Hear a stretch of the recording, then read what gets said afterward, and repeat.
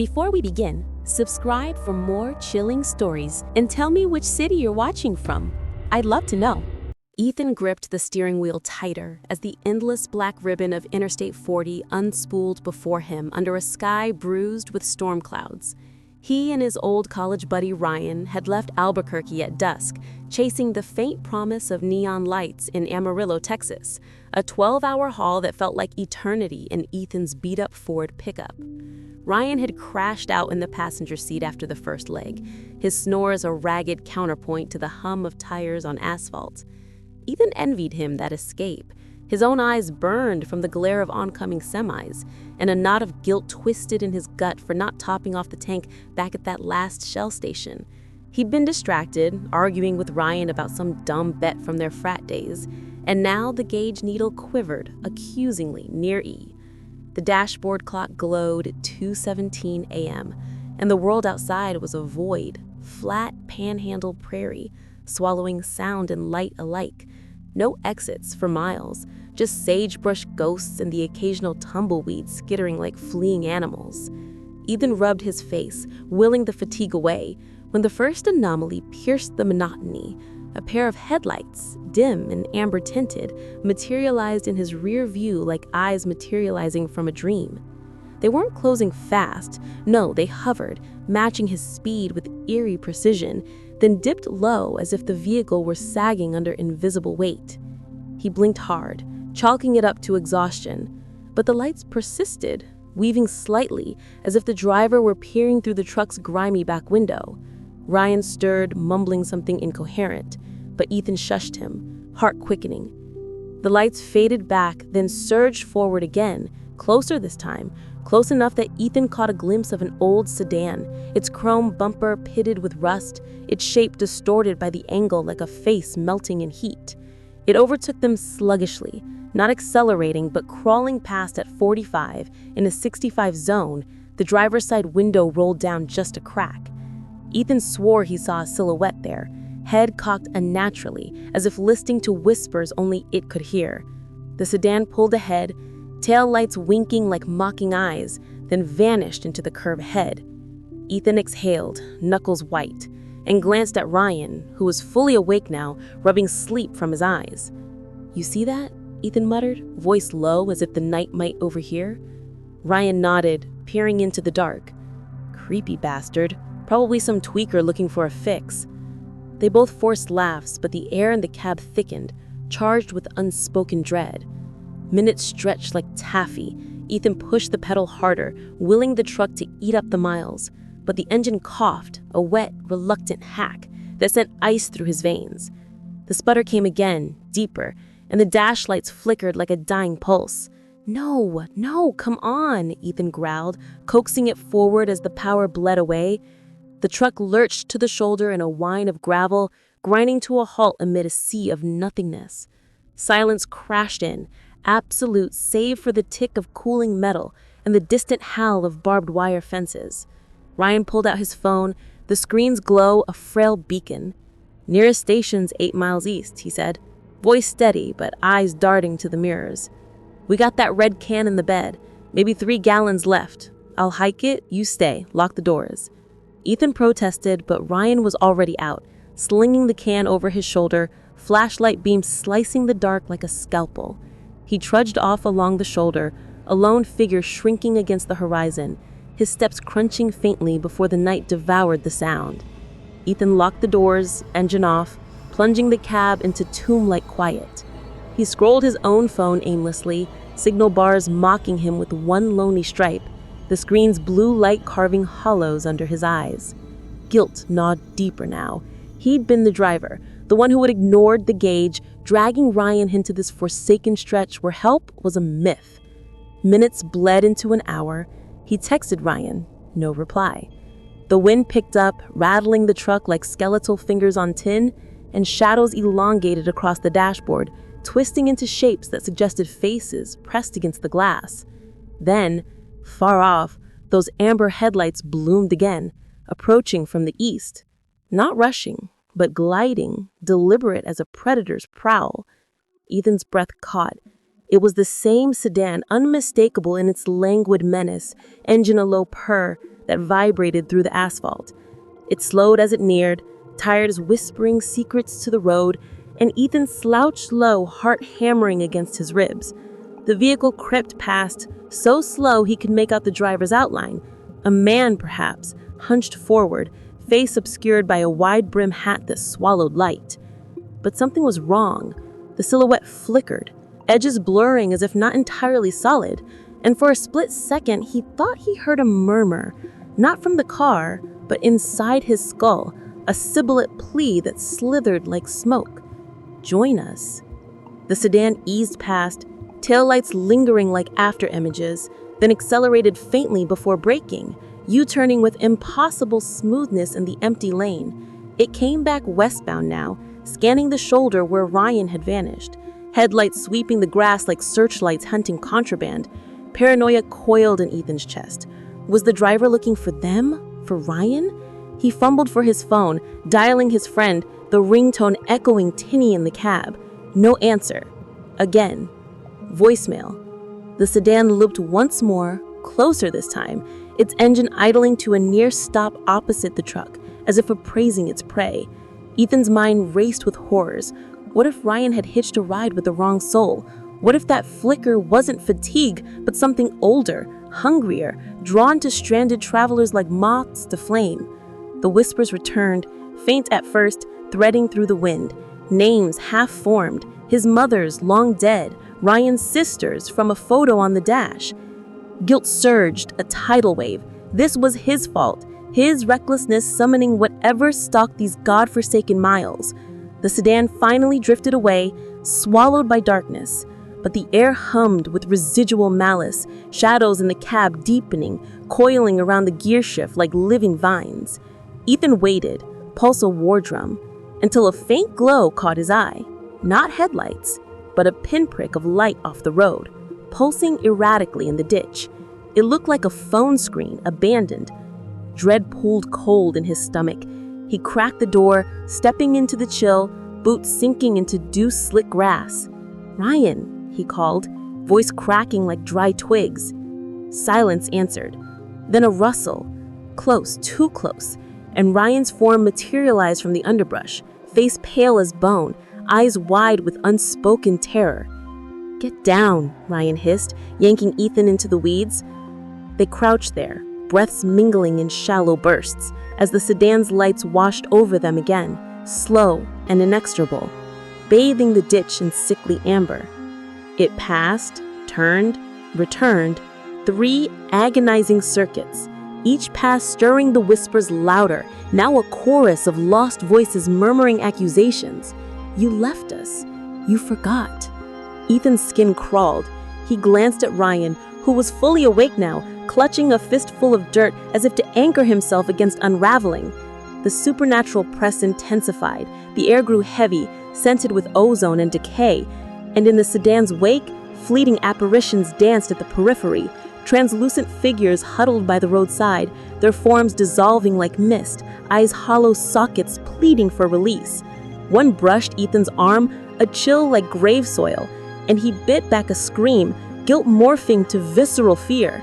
This wasn't just a drifter. This was the highway's grudge, the accumulated wails of souls who'd run dry here, forever circling in limbo. Dawn crept in reluctant fingers of gray, painting the prairie in muted tones as Ethan and Ryan huddled in the ditch, bodies numb from the cold seep that rose from the earth like exhaled breath from the ground itself. The sedan had finally relinquished its visual after the 4th pass, its engine fading to a spectral hum that lingered in their ears long after the taillights winked out. Ryan's dropped phone lay cracked in the grass, screen spiderwebbed but alive, its glow a talisman against the encroaching shadows that seemed to pulse with independent life. "I saw it," Ryan whispered, voice frayed as old rope. "Not just the car, them, faces in the windows, mouths moving without sound." Ethan nodded, throat too tight for words. The whispers had burrowed into his mind, replaying fragments of regrets. Missed calls to his father before the cancer took him. The fight with Ryan over borrowed money that had nearly ended their friendship. Guilt was the bait, he realized, drawing the entity's hunger. It fed on the stranded, amplifying their inner demons until paranoia fractured the soul.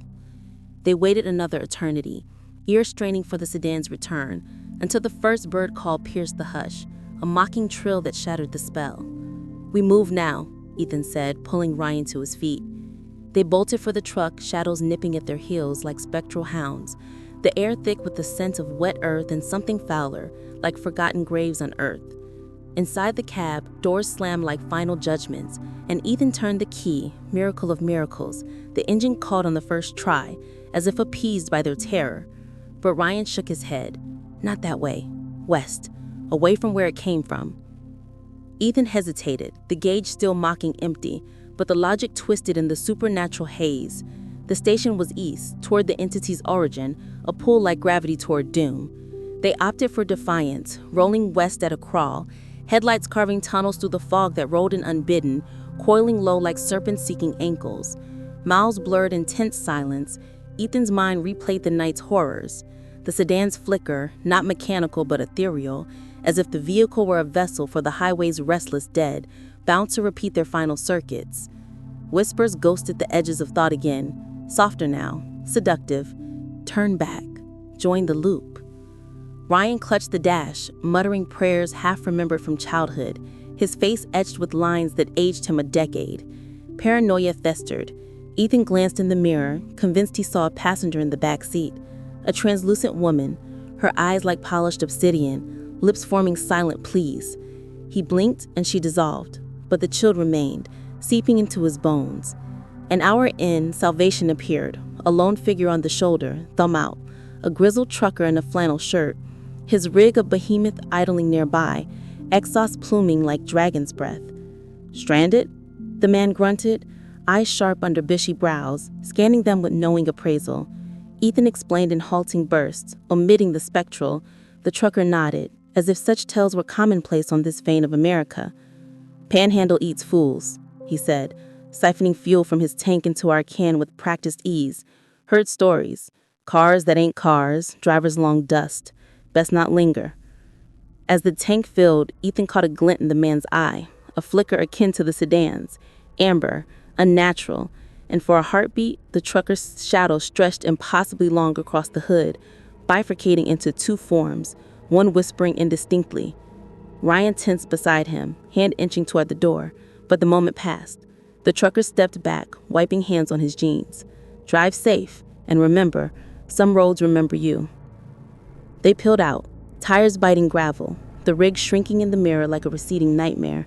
Daylight strengthened, burning off the fog, but the psychological scars lingered. Ethan's hands shook on the wheel, guilt a constant companion, amplified by visions that teased the corners of sight, roadside crosses, multiplying where none had been, figures waving from the median, their waves morphing to clawing gestures. Ryan stared out the window, silent, but Ethan knew the fracture. Later, over greasy diner eggs in Tecumseh, Ryan confessed the apparitions he glimpsed in the ditch. Not just faces, but hands emerging from the soil, pale and grasping, pulling at his boots as if to drag him under. "Felt like they knew us," he said, voice hollow, like we'd been here before. Ethan swallowed bio, the whispers echoing faintly even in the diner's fluorescent buzz, cycles unbroken, the highway's eternal hunt. They pressed on toward Amarillo, the sun climbing like a watchful eye, but Ethan vowed silently, never again tempt the empty miles without full tanks and clearer heads. Yet deep down, he wondered if the entity had marked them, if every shadowed curve ahead would summon its amber gaze, turning routine drives into loops of dread. The road stretched on, indifferent, whispering promises of return.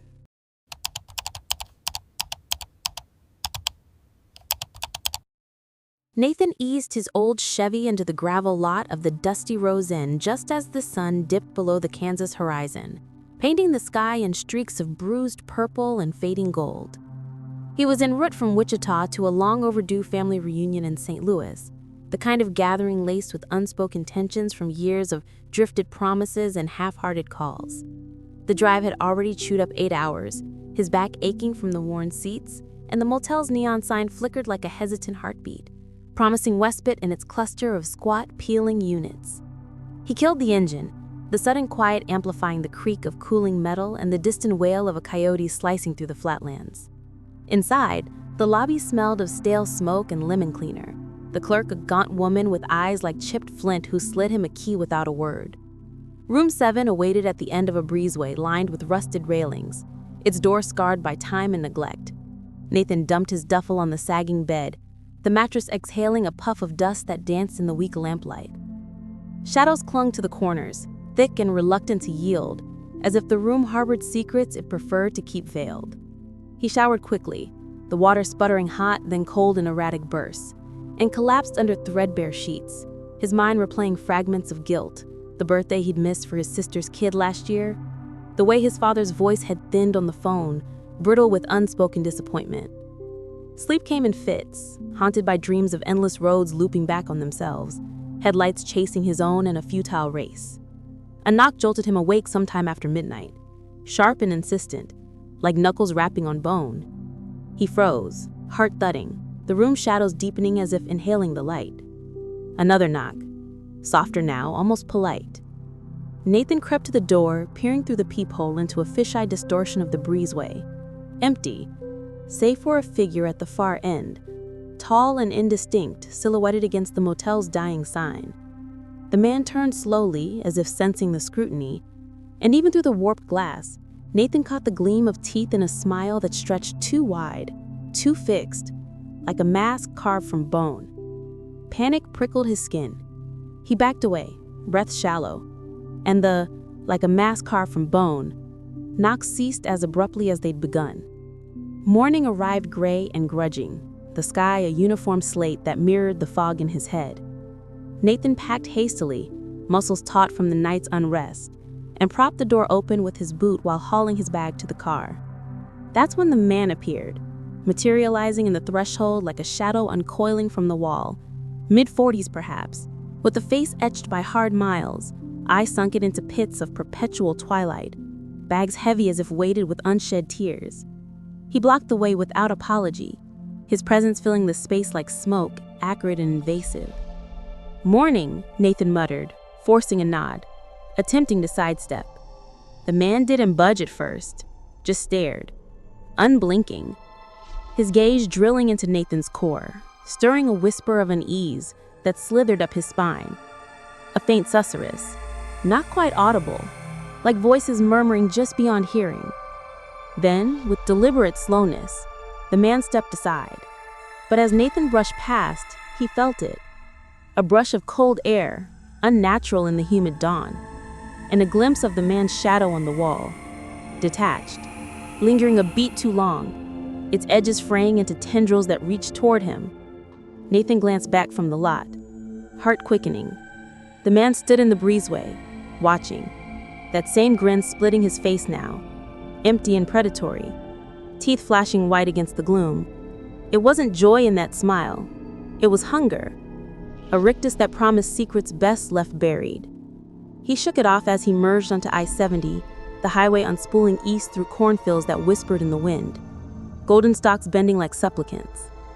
The first hours blurred in a haze of podcast and black coffee from a drive-thru, traffic thick with semis and sedans, the sun climbing to burn away the night's chill.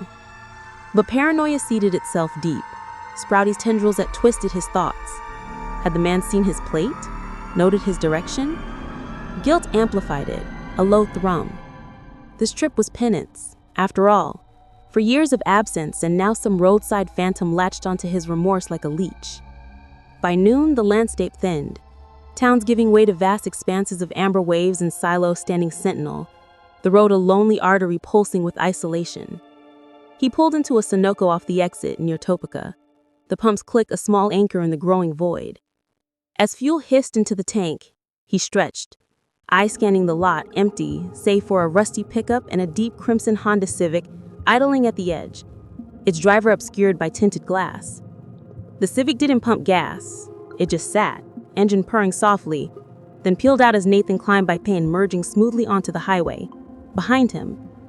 Coincidence, he told himself, gripping the wheel tighter. But the crimson shape lingered in his mirror, 5 cars back, a persistent stain on the flow of traffic.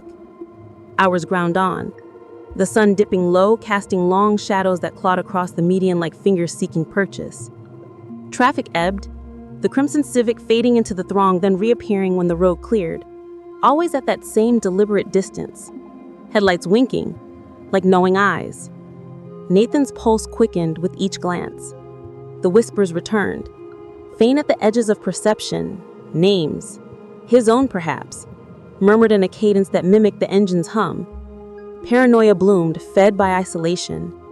What if the man from the motel had marked him, imprinted some spectral tag that drew this pursuit? He pushed the pedal harder, weaving through slower vehicles, but the crimson matched him effortlessly, a crimson ghost refusing erasure. Dusk swallowed the light, stars pricking the velvet sky like distant warnings, and Nathan spotted a sign for another station. A lone shell in a squall near Lawrence, its canopy a halo of harsh fluorescence against the encroaching night. He pulled in, tires crunching over broken glass, the air thick with diesel and despair. As he slotted the nozzle, headlights bloomed from the gloom, approaching fast, too fast, the deep crimson form of the Civic barreling into the lot, not toward a pump, but straight at his door. Time fractured. The passenger side flew open and the man spilled out, lurching forward with unnatural speed. His hand clamping the handle, yanking with frantic insistence. Nathan's blood turned to ice. It was him, the grinning specter from the inn, eyes white now not with rage, but with that same vacant glee. Lips peeled back in a smile that defied flesh, teeth elongated in the sodium glow, as if his jaw ran hinged to accommodate the void within. The door held, locked, a flimsy barrier against the onslaught, and the man paused, not frustrated, but amused, his grin widening impossibly, shadows around him coiling like smoke from an unseen fire.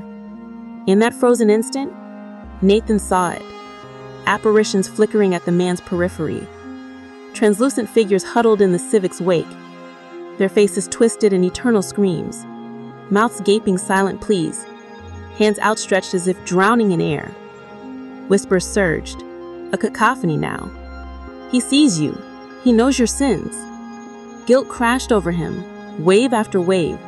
The lies to his family, the roads not taken, fueling the horror, making the shadows pulse with accusatory life. Nathan twisted the key, the engine roaring to life, and floored it, gravel spraying like shrapnel as he tore from the lot. The man's laughter? Or was it the wind, chasing him into the dark?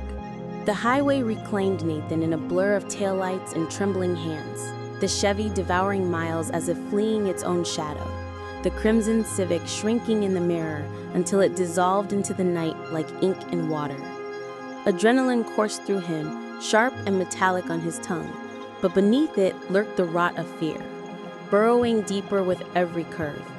He didn't stop until the glow of Kansas City's skyline pierced the horizon, a jagged crown of steel and light that promised sanctuary amid the sprawl. He veered into the heart of it, threading through downtown arteries choked with late-night traffic, horns blaring like distant thunder. Paranoia clung tenacious. Every red sedan in the flow drew his eye.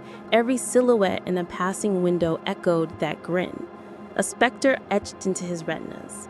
He found a parking garage near the river market, levels spiraling up into fluorescent purgatory, and wedged the Chevy into a spot overlooking the bustling street below. Pedestrians weaving under street lamps, their faces anonymous shields against the dark. He sat there, engine ticking down to silence, breaths ragged in the confines of the cab, the whispers persisting like tinnitus. Fragments of voices, his sister's scolding tone from childhood arguments, his father's gravelly disappointment layered over pleas from the apparitions. Why did you leave us? Guilt festered, a psychological venom. This pursuit felt personal, as if the grinning man had plucked his regrets from the ether, weaponizing absence into pursuit. Hours slipped away in vigil, Nathan's eyes burning from the strain until exhaustion forced a decision. He needed walls, a lock between him and the void. The Midland Inn loomed nearby, its facade a beacon of mid-century charm masking the wear of countless transients. He checked in under a false name, the clerk's indifferent nod a small mercy, and requested a room facing the alley where the front desk's light spilled like spilled mercury. Parking was a ritual of caution. He circled the block twice, eyes scanning mirrors for crimson, then backed into the slot, the Chevy's rear aligned with the office window like a ward against intrusion. Inside the room, the air hung heavy with the scent of industrial carpet and faint mildew, shadows pooling in the corners despite the lamp's feeble protest. Nathan bolted the door, wedged a chair beneath the knob, and sank onto the bed, the frame groaning under his weight. Sleep evaded him, the ceiling's water stains morphing into leering faces, that grin replicated in every drip and crack. Whispers wove through his thoughts, insidious threads. He's closer now. He tastes your fear. Dawn infiltrated reluctant, gray light seeping through threadbare curtains, chasing the night's phantoms to the edges. Nathan rose stiff and hollow, splashing water on his face in the bathroom's cracked basin. The mirror reflecting a stranger, eyes hollowed by doubt, skin pallid as if drained by unseen hands. He told himself it was over, a hallucination born of fatigue and isolation. But the psychological scar throbbed. The man's pursuit spanned states, hours of shadowed roads, culminating in that gas station frenzy. Not random, but ritualistic, as if Nathan's guilt summoned him, a harbinger feeding on fractured bonds. Checkout brought no relief. The clerk mentioned offhand a regular who'd inquired after a lone traveler the night before. Her words casual, but laced with something unspoken. Her shadow on the wall flickering independently for a heartbeat, tendrils questing toward the door. Nathan bolted without reply, merging into morning rush hour, the Missouri River gleaming mockingly to his south as he pushed toward St. Louis. The drive unfolded in tense increments, paranoia a constant companion. Every overpass sheltered potential ambush, every rest area a lure for crimson. Midway, near Columbia, he detoured to a crowded diner, the Bellevue Cafe, its chrome stools and pie cases a veneer of normalcy. Over eggs and burnt toast, the waitress, a woman named Mabel, with laugh lines etched deep, leaned in, mistaking his distant stare for curiosity.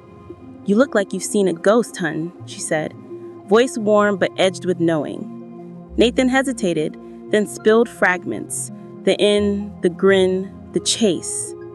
Her face tightened, fork pausing midair. The smiler they call him round here. Old tale, hitchhiker from the 70s, died grinning on this stretch after a wreck. Folks say he latches on to the guilty, rides their regrets till they break. She glanced out the window, where a shadow detached from a parked truck slinking toward the glass before vanishing. Nathan's blood chilled. The whisper surged anew, now with Mabel's voice layered in. "He knows what you hid." Guilt clawed deeper, the family secret he'd buried, the accident years back where he'd walked away unscathed while others didn't, a truth festering unspoken. He paid and fled, the diner's bell tinkling like a warning, accelerating into the final leg where billboards for the arch loomed like skeletal fingers. St. Louis enveloped him in urban clamor, the reunion of blur of hugs and forced smiles at his aunt's brick bungalow in the central West End, laughter echoing hollow against his turmoil. That night, alone in the guest room, the grin haunted his dreams, not just the man's, but multiplied, faces pressing against the window pane, teeth bared in silent accusation, shadows seeping under the door like oil. Apparitions coalesced in the half-light, his father's form translucent and stern, mouthing words lost to the grave. His sister's silhouette, arms outstretched in betrayal. Whispers crescendoed to a roar. Confess, or join the ride. Paranoia peaked at midnight. Nathan jerked awake to a knock, soft, insistent, echoing from the front door downstairs. Heart slamming, he crept to the window, peering through slats at the street. Empty, save for a deep crimson Civic idling at the curb. Its driver a silhouette with that unmistakable rictus, eyes locked on the house as if scenting blood. Terror rooted him. He dialed his phone, fingers numb, but the line hissed, static, voices bleeding through, pleas from the grave, his own name chanted in mocking glee. Dawn broke the siege, the Civic gone like mist, but the mark lingered. guilt transmuted to curse, the grin specter a passenger in his soul. Weeks later, back in Wichita, Nathan avoided long drives, the highway's call tainted forever. Yet in quiet moments, the whispers persist, a grin flickering at memory's edge, promising return when remorse runs dry. The road remembers, and so does he.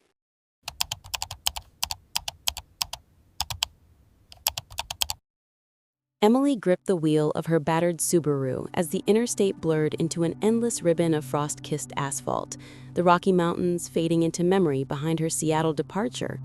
Winter break called her east to Chicago, 1,000 miles of solitude to bridge the chasm between freshman lectures and her mother's quiet expectations, the kind laced with guilt over scholarships she'd earned but never quite thanked for.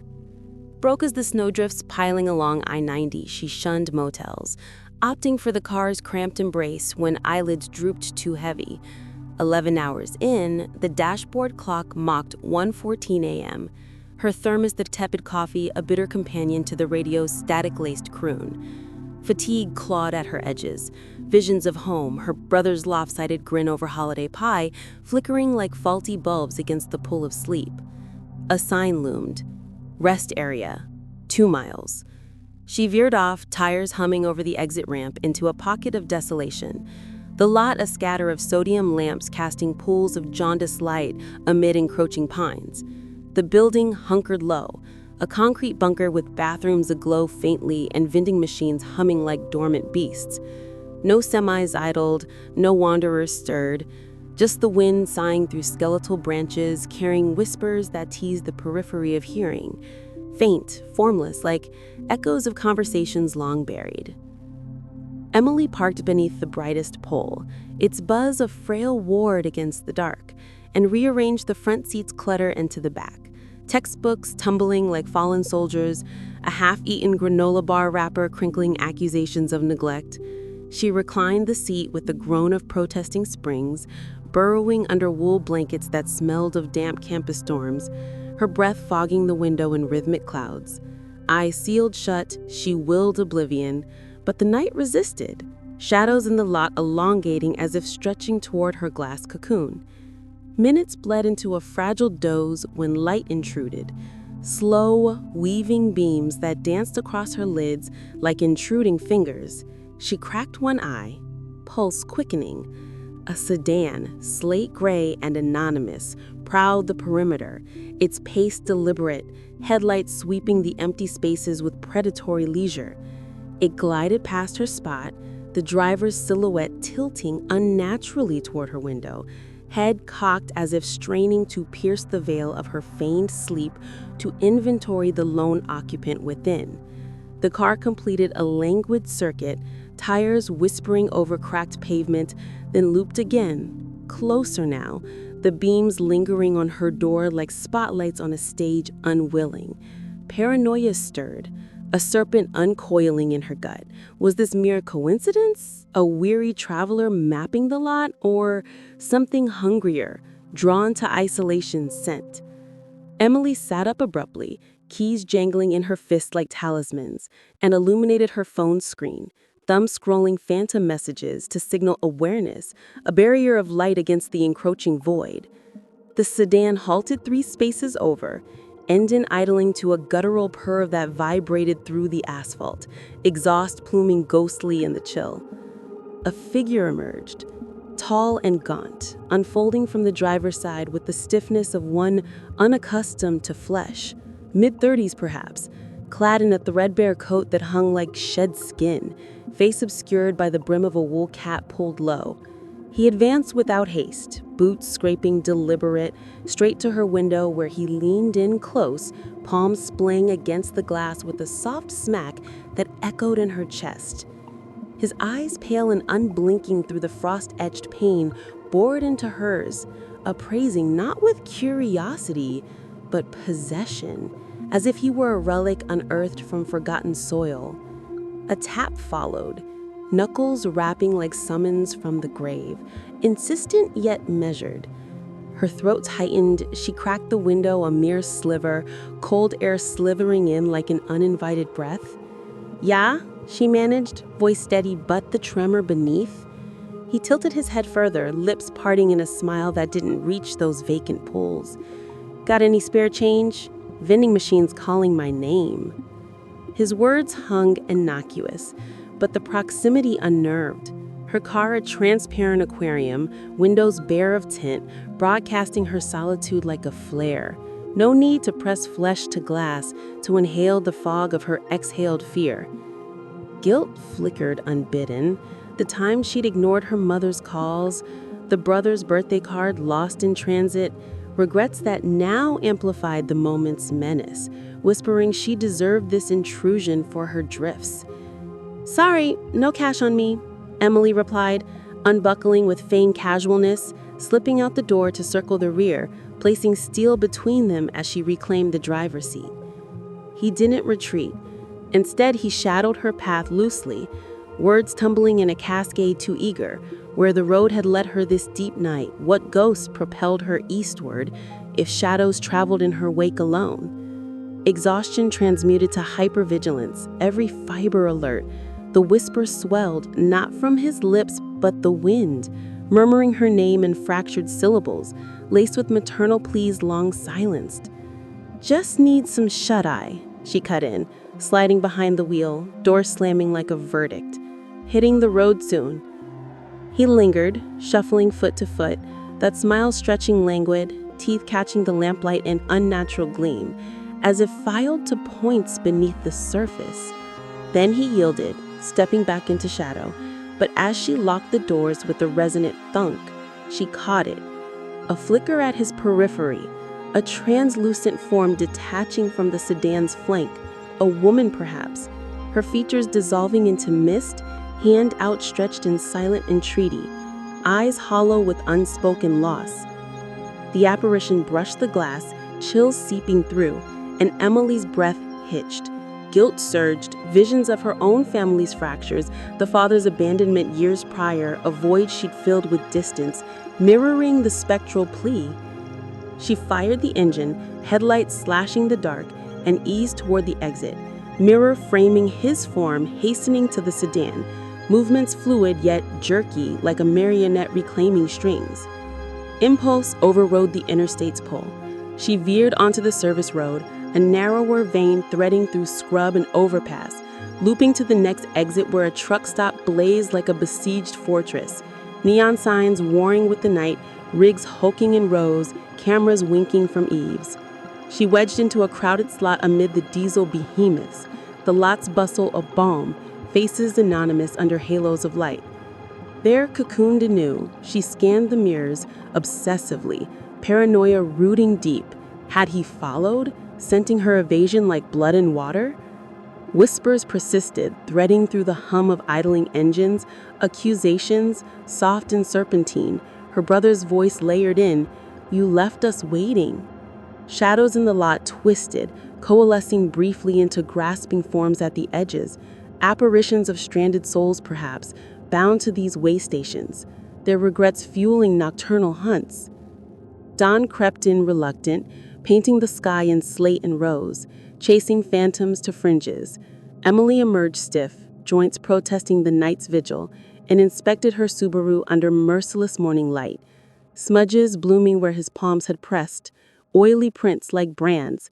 Near the handle, faint scratches gleamed, deliberate incisions forming no pattern but evoking runes of warning, as if etched by nails not quite human. She wiped them away, but the chill lingered, a psychological brand, vulnerability's razor edge, how one absurd encounter teetered toward abyss, amplified by supernatural undercurrents that fed on her isolation's guilt. The truck stop's clamor receded as Emily merged back onto I-90, the sun's ascent a pale interrogator, burning through morning fog that clung to the windshield like reluctant regrets.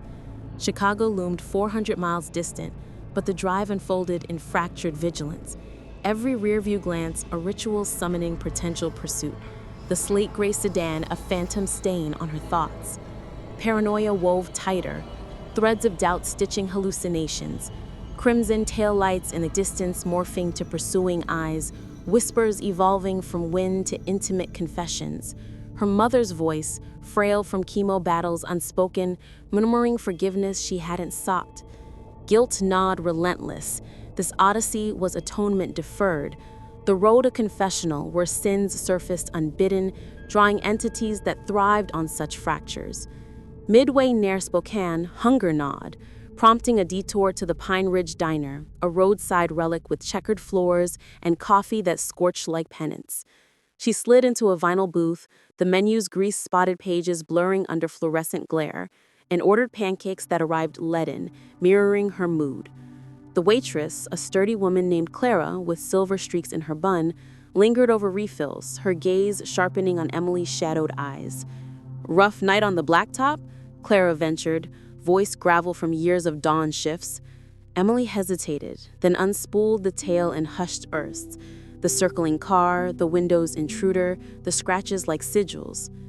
Clara's face paled beneath the rouge, fork clattering softly. "The Watcher, they whisper of him round these parts. Not flesh and tire, echo of a trucker who vanished here decades back, pinned in a wreck, staring out his shattered glass till the end. Folks say he seeks the lonesome, mirrors their hidden shames till they shattered too." As Clara spoke, shadows in the booth deepened, coiling around Emily's ankles like inquisitive vines, and a faint apparition materialized at the window, a spectral trucker, face pressed to the pane from outside, grin absent but eyes pleading, mouth forming silent words, "See me." Emily's pulse thundered. The whispers crescendoed, now choral, family litanies of abandonment, her father's parting slammed door echoing an ethereal cadence. Guilt's transfigured to terror. She'd buried that loss deep, the man who'd sired her vanishing without trace, leaving voids that invited such haunts. She paid hastily, fleeing to the lot where semis loomed like judgmental monoliths, their shadows stretching accusatory. The drive resumed in taut silence, paranoia peaking at a construction snarl near Missoula, where traffic stalled under overpass gloom. Orange cones, a labyrinth of entrapment. In the crawl, a slate-gray sedan materialized 2 vehicles back, its driver obscured but posture eerily familiar, head tilted as if listening to the road's confessions.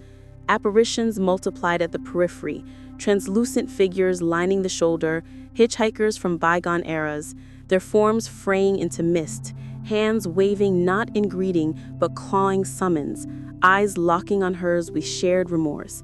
Lost travelers, regrets incarnate, bound to eternally circle these forsaken halts.